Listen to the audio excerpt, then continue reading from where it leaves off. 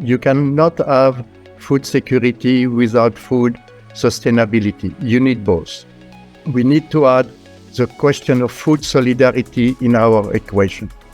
So if we want to be able to feed 10 billion people by 2050, you need to work on these three issues together. Food production is threatened by climate change, biodiversity loss, and pollution. So there is also a clear thing is that business as usual is no longer possible. The war has put food security and food affordability at the center of the political debate. This explains why some voices are calling for slowing down the implementation of the Green Deal and of the Farm to Fork. And in my personal opinion, these calls for stopping it are potentially dangerous in the long term. However, while we need to keep the travel direction of the Green Deal, we need to review its implementation. We need to bring a broader international coalition to support this objective. We need to work with Latin America, with the US, with Africa, and we have international meetings taking place, a ministerial with Africa end of June. We have the summit between the EU and Latin America in July, and we have the UN meetings in September in New York. The expected environmental benefits within the EU risk triggering price increases and environmental damages outside the EU, and therefore having a negative impact on global food security. The other thing which is important in relation to the Green Deal is that it focuses a lot on environmental sustainability, while we need also to include economic and social sustainability. There is no food security without farmers. That's as simple as that.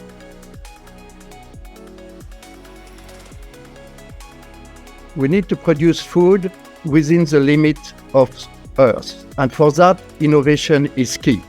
Agriculture is both part of the problem through emissions and through deforestation, for example, and part of the solution with carbon capture, for example.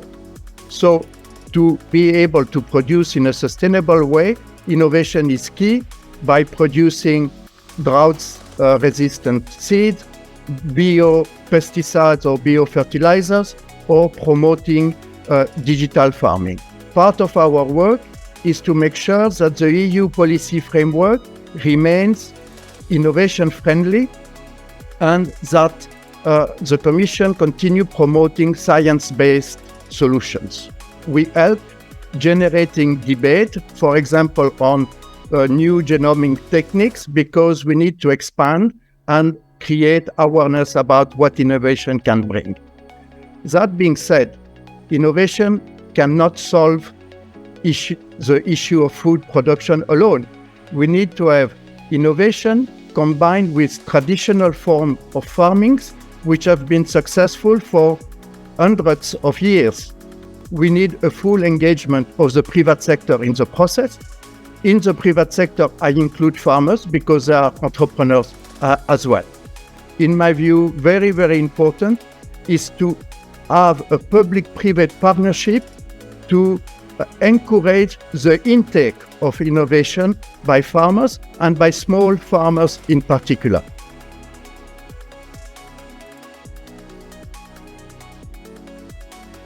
The Commission will present soon a proposal on sustainable food systems.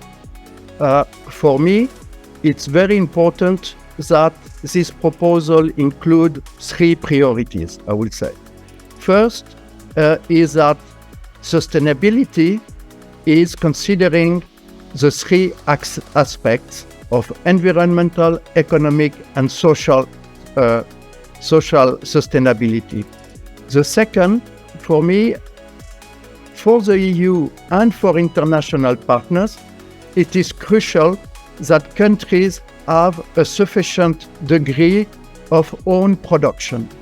For example, in the last 20 years, African countries have become increasingly dependent of wheat product. Consumption of wheat product, the war in Ukraine puts them in a difficult situation because they have dependencies which leads to vulnerabilities.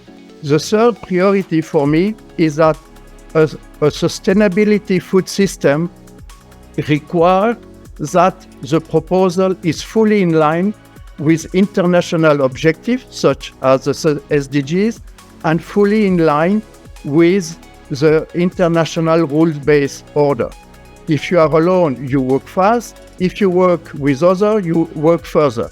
And for me, this third priority of building a broad coalition may make us move a bit slower, but in a more sustainable pace.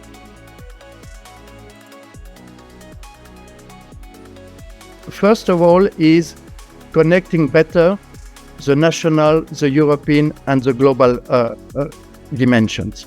As we have many corporate clients with global footprints, we have the capacity to bring this information on the regulatory process because there is an interconnection between them. The second is that we have a role with the pool of experts that we have and the team to assess what are the potential external impact of EU legislation. The more you manage to anticipate policy development, the easier it is to contribute to the policy formulation. And our aim at FIPRA is to try to have our clients becoming rules shapers instead of rule takers. That is far better for everybody, including for the EU institutions.